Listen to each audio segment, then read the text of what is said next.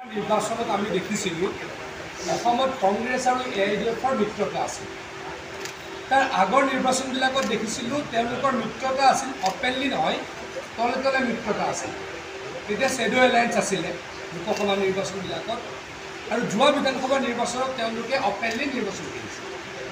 নিৰ্বাচনত তেওঁলোক হাৰিলে, হাৰাৰ পাছত ইটোৱে সিটোক বেয়া বেয়াকৈ গালি পাৰিলে, আৰু তেওঁলোকৰ এই যি এলায়েন্স আছিল, এলায়েন্স ছিঙি গ'ল, এলায়েন্স ভাঙি গ'ল।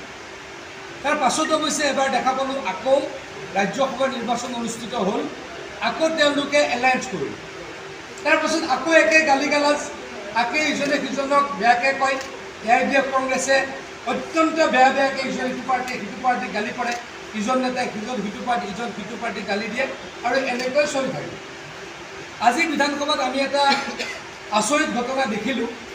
AIDFৰ সদস্য এগৰাকীয়ে গৰুকুটি প্ৰকল্পক লৈ প্ৰশ্ন আনিলে, আৰু জঁপিয়াই পৰিল কোন?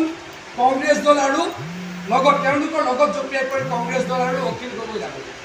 অখিল গগৈ ডাঙৰীয়া প্ৰত্যেক দিনাই বদৰুদ্দিন আজমলক গালি পাৰি থাকে। প্ৰতিচ্ছবি এখন দেখা পালোঁ। তেওঁলোকে বাহিৰত ইটো পাৰ্টিক অত্যন্ত গালি গালাজ, বেয়া বেয়া শব্দৰে কয়। AUDF সাম্প্ৰদায়িক, কংগ্ৰেছে AUDF কয় মুছলমানক ধ্বংস কৰিলে কংগ্ৰেছে। AIDF অখিল গগৈয়ে কয় সকলোতকৈ ডাঙৰ সাম্প্ৰদায়িক ব্যক্তি হ'ল বদৰুদ্দিন আজমল।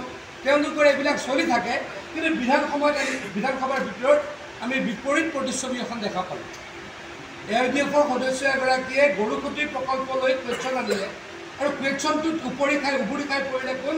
কংগ্ৰেছ দল আৰু CPM দল আৰু অখিল গগৈ ডাঙৰীয়া। তাৰ পাছত মই আমাৰ কাৰণে হাঁহি উঠাৰ কথা, AIDF দলে প্ৰথমে ৱাকআউট কৰিবই নাপালে। ৱাকআউট কৰিলে কংগ্ৰেছে, আৰু পিছে পিছে AIDF দল গুচি গ'ল। মানে কোনোবাই ভাত ৰান্ধিলে, কোনোবাই ভাতখিনি কাঢ়ি পেলাই খাই দিলে। ভাত ৰান্ধিলে, বাঢ়িলে, কষ্ট কৰিলে AIDFে, আৰু ওপৰতে ভাতখিনি ৰান্ধি থোৱা ভাতখিনি খালে কংগ্ৰেছে, আৰু বিধানসভাৰ পৰা ৱাকআউট কৰি গুচি গ'ল, আৰু পিছে পিছে AIDF গুচি গ'ল। তেওঁলোকৰ হৈছে চৰিত্ৰ। মানে ভিতৰত এটা কথা কয়, বাহিৰত এটা কথা কয়। ভিতৰত বেলেগ, বাহিৰত বেলেগ, বাহিৰত বেলেগ, ভিতৰত বেলেগ। এই কথাটোৰ পৰা, তেখেতলোকৰ পৰা মই কংগ্ৰেছ দলৰ বিৰোধী দলৰ দলপতি দেৱব্ৰত শইকীয়া ডাঙৰীয়াৰ পৰা মই উত্তৰ বিচাৰিছোঁ, অখিল গগৈ ডাঙৰীয়াৰ পৰা মই উত্তৰ বিচাৰিছোঁ, আৰু AIDFৰ পৰা উত্তৰ বিচাৰিছোঁ যে তেওঁলোক একো এক লগে লাগিছে নেকি? যিহেতু লোকসভা নিৰ্বাচন অনুষ্ঠিত হ'বলৈকে গৈ আছে, আৰু মাত্ৰ 90 দিন 80 দিন আছে, তেওঁলোক আকৌ একলগ হ'বলৈকে গৈ আছে নেকি? মই প্ৰশ্ন সুধিছোঁ। একেলগে আকৌ সাম্প্ৰদায়িক শক্তিবিলাকে